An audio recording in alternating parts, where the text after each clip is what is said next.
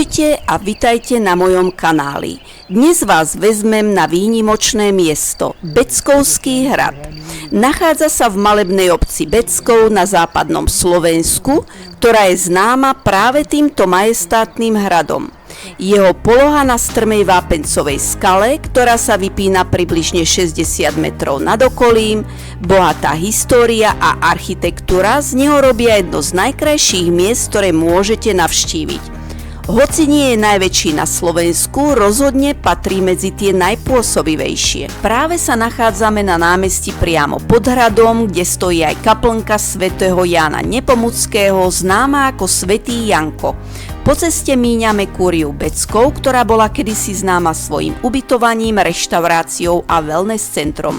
Žiaľ, prevádzka tohto obľúbeného zariadenia je momentálne až do odvolania zatvorená.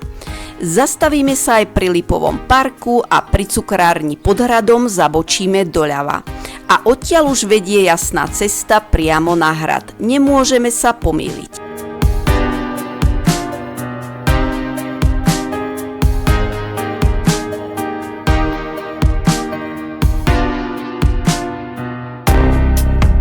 Tu si teda vyberáme smer doľava, smerom na hrad.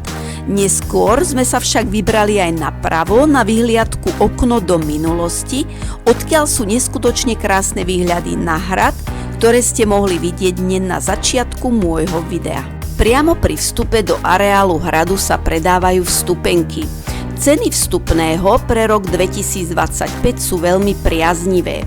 Dospelí od 18 rokov 8 €, seniori nad 65 rokov a študenti 15 až 26 ročných 6 €, deti od 6 do 15 rokov v sprievode dospelého a TZP návštevníci 4,50 €, deti od 3 do 6 rokov v sprievode dospelého 50 centov, rodinné vstupné dvaja dospelí plus dve deti do 15 rokov 21 € a ZTP deti do 15 rokov majú vstup zdarma.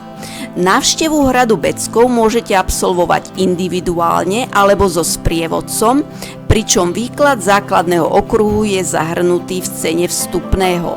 Komentované prehliadky so sprievodcom sa začínajú na Veľký piatok. Počas veľkonočných sviatkov prebiehajú každý deň v piatok, sobotu, nedeľu aj na veľkonočný pondelok. Po Veľkej noci až do 17. novembra sa prehliadky konajú pravidelne cez víkendy, teda v sobotu a v nedeľu, a to 8 krát denne, každú hodinu. Prvá prehliadka začína o 9:30 a posledná o 16:30. V pracovné dni sú prehliadky organizované len pre vopred objednané skupiny, ale počas letných prázdnin, teda v júli a auguste, prebiehajú prehliadky denne, 7 dní v týždni, takisto 8 krát denne. Podmienkou však je, aby boli na prehliadku prihlásení minimálne 4 návštevníci. Prvé písomné zmienky o hrade Beckov pochádzajú z 12. storočia, z čias vlády uhorského kráľa Bela III., kde sa hrad spomínal pod názvom Blundus. V tom období bolo územie dnešného Slovenska súčasťou Uhorska. Počas rozmachu moci uhorského veľmoža Matúša Čáka Trenčianskeho patril hrad pod jeho panstvo. Neskôr sa dostal do vlastníctva uhorského šlachtického rodu Ctiborovcov, po ktorých ho zdedil rod Bánfiovcov.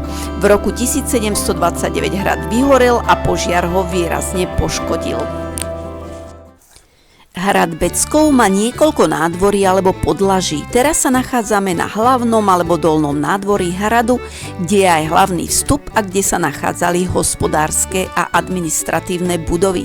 Hrad Beckov sme navštívili v utorok koncom apríla počas krásneho slnečného dňa.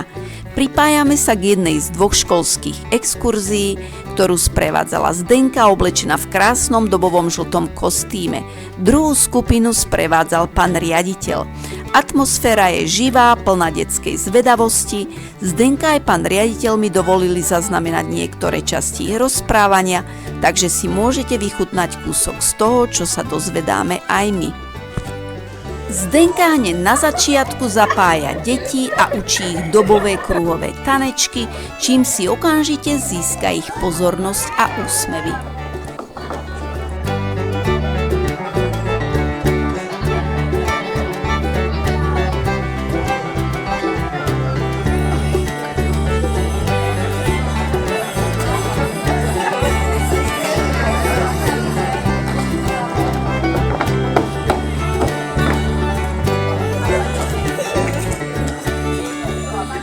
Zdenka teraz vedie našu skupinu na vyššie alebo stredné nádvorie, kam vedú z hlavného nádvoria drevené schody. Medzitým sa o druhú skupinu na dolnom nádvorí stará pán riaditeľ a práve na tomto nádvorí som bola v roku 2021 na koncerte skupiny Desmond a tu je krátky záber.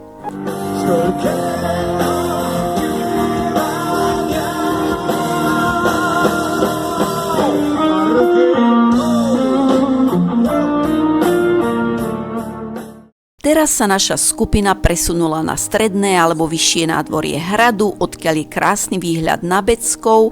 Nachádzali sa tu obytné miestnosti pre pánov hradu, šľachtu, ich rodiny a hostí. Mnohé hrady tej doby mali na tomto podlaží aj miestnosti určené na odpočinok, ako aj priestory pre správu a riadenie hradu. Viacere z týchto miestností mali priamy prístup k hradbám, čo umožňovalo ich obranné využitie. Čierna a biela kuchyňa. Viete prečo čierna kuchyňa? To je dole. Čiernu pec. Lebo v čiernej kuchyni bola pec, stola boli nižšie a vyššie stoličky. A to znamenalo, že ten vyšší si sadol na nižšiu a malý si sadol na vyššiu. Čo si myslíte? Čo jedli v tom období? Zemiaky.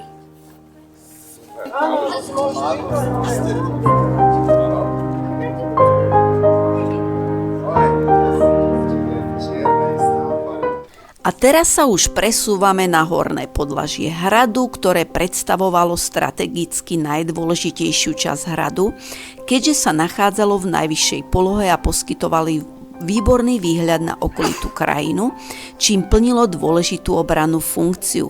Práve odtiaľto mali stráže neustály prehľad o dianí v okolí a včas vedeli zaregistrovať prípadné nebezpečenstvo.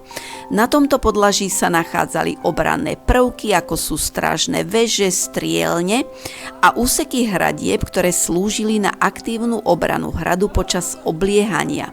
Miestnosti pre vojakov a strážcov boli umiestnené čo najbližšie k týmto bodom.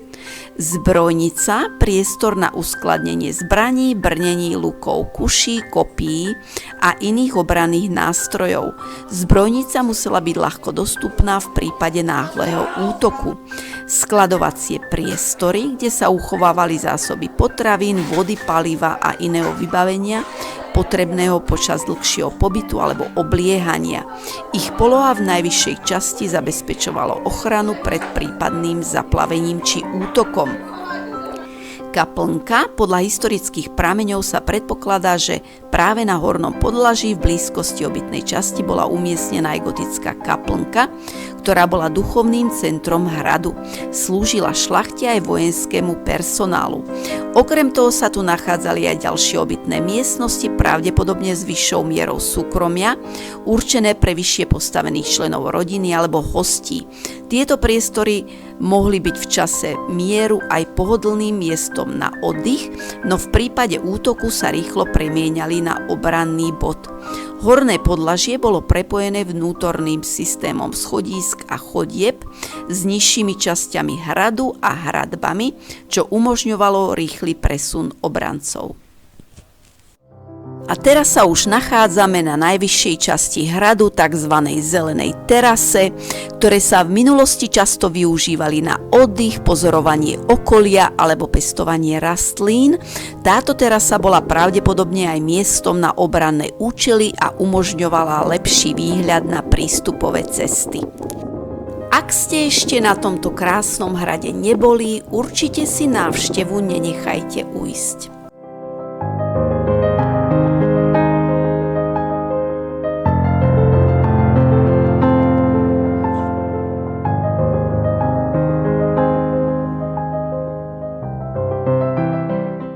Keďže kúria Beckov bola zatvorená, Saláš Beckov sa ukázal ako skvelá alternatíva, ideálne miesto, ak hľadáte autentický gastronomický zážitok v príjemnom prostredí neďaleko Beckovského hradu. Tento salaš ponúka tradičné slovenské jedlá pripravené z kvalitných surovín, často z vlastnej produkcie. Toto bola ponuka týždňa, keď sme tu obedovali my a poviem vám, naozaj sme si pochutili. Okrem chutného jedla salaš ponúka aj vlastné produkty ako brinzu, čerstvý ovčí syr, údený syr či žinčicu, ktoré si môžete kúpiť priamo na mieste. Pre deti je tu ihrisko a možnosť pozorovať zvieratá v ohradách. A tu už moje video končí, ďakujem, že ste ho sledovali až do konca. Ak sa vám páčilo, nezabudnite dať like a prihlásiť sa na odber. Vidíme sa pri ďalšom videu.